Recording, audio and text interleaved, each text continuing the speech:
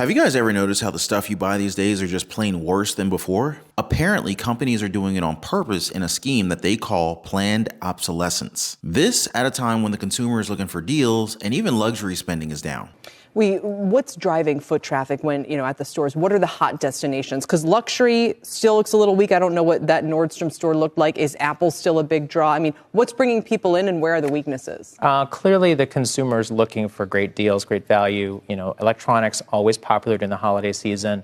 Luxury, as some people have pointed out, has been kind of weak, right? That luxury consumer that has been so resilient over the past 18 months is finally starting to pull back. I thought you were going to say 18 years, because for luxury, it feels like you never want to bet against Why are they it. pulling back? Are they nervous about the economy? They just got what they need or want? It's probably a little bit of both. I think the luxury consumer is very leveraged to their confidence, right? It's not an ability to buy. They still can buy whatever they want. It's how confident do they feel? And I think there's been something that's happened, if it's the macro conditions, if it's interest rates, if it's all the geopolitical events, right, that's really impacted, I think, this higher-end consumer over the past 6 months. The thing is, even high-end luxury brands do not necessarily use the best, most lasting materials. A lot of what you pay for is the marketing and the branding. So finding well-made quality products is a whole research experience, and most people just don't care or have the time to go deep diving into how well something's made. But really, guys, if you've ever had the feeling that products just don't last as long as they used to, you might be right. It turns out that in order to keep consumers buying products year after year, some companies are actually deliberately reducing the quality of their products. In some instances, these companies may be updating their products through software even after you bought them, to slow them down and to make the performance worse, all in a ploy to make you want to upgrade and buy the latest model. Ever notice how your phone slows down after a while? Or maybe you feel like the quality of the pictures aren't quite as good as they used to be. It's all planned, guys. This is called planned obsolescence. It happens when a company intentionally makes a product only to work for a limited amount of time. That way you're forced to buy a new one sooner.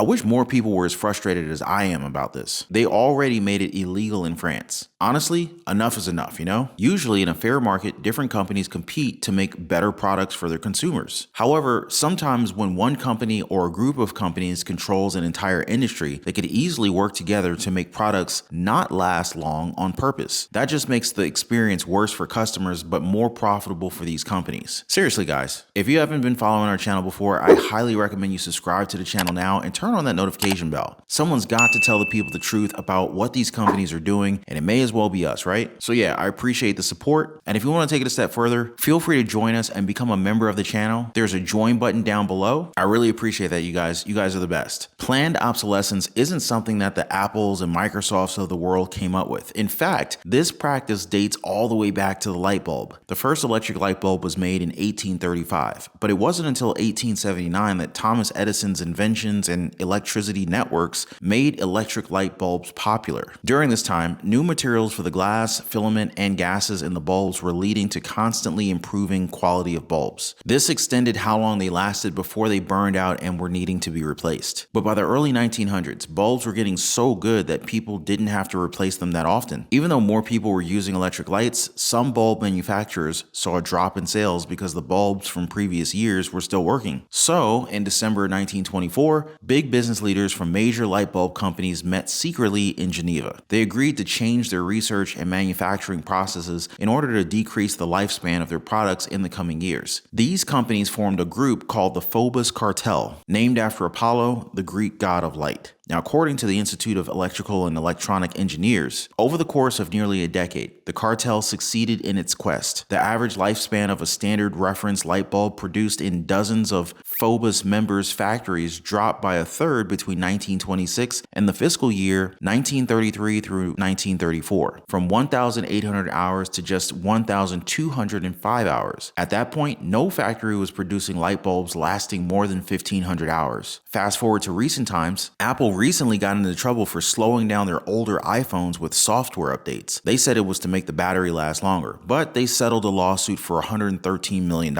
John Deere, the tractor company, tried to make it so only their dealers could fix their machines, not the owners. Fashion brands also make clothes that seem to go out of style very quickly. Fast fashion is what people call it. I call it planned obsolescence. And it's not hard to see why they're doing this, all for their bottom line and their shareholders to make more money. Still, it goes against giving customers the best best and longest lasting products. And in many cases, those consumers are now demanding the ability to repair their items and keep control over how long they should last. That's why a buddy of mine, he works in an appliance repair company, and all he ever tells us is that if you want your appliance to last more than 2 years, buy something that isn't smart. Your refrigerator does not need a screen on it. In fact, anything with more buttons, interfaces, just look at it like the more buttons you have, the more things that can go bad. And the more that there are, the chances that they do go bad increase. Definitely a good tip that I think about when buying my appliances. No matter which way you look at it, it's true. They don't make things the way they used to because of mega monopolies, adequate demand but mediocre competition, rising costs of raw materials, exchange rate hikes and tariffs, quality control costs extra upfront, tempting profits from cheap offshore manufacturers, lack of experienced craftsmen, lower moral standards in business, weaker work ethic, shorter life cycles means more profits. So don't diss the old timers who gripe that they don't make things like they used to. They got a good point. Mega monopolies. Big companies with huge market power sometimes make products that don't last long on purpose. They do this so that people have to keep buying their new products. And with consistent replacing of their products, these companies can secure ongoing revenue streams and prevent smaller competitors from gaining a foothold. And beware, often what seems to be plenty of competition in actuality is just a bunch of subsidiary companies owned by one or two larger, huge conglomerates. It's super easy for them to corner the markets and manipulate prices, services, and quality. I think you guys know this already. Monopolies usually mean crappy products and services, adequate demand but mediocre competition. In markets where there is sufficient demand for a product but limited competition, companies may not feel the pressure to invest heavily in product durability or innovation. The lack of competitive pressure can lead to a focus on short-term gains rather than long-term customer satisfaction. The Japanese came to America with their really good small cars like Toyotas and Hondas, and this made things very tough for American car companies like Ford and GM.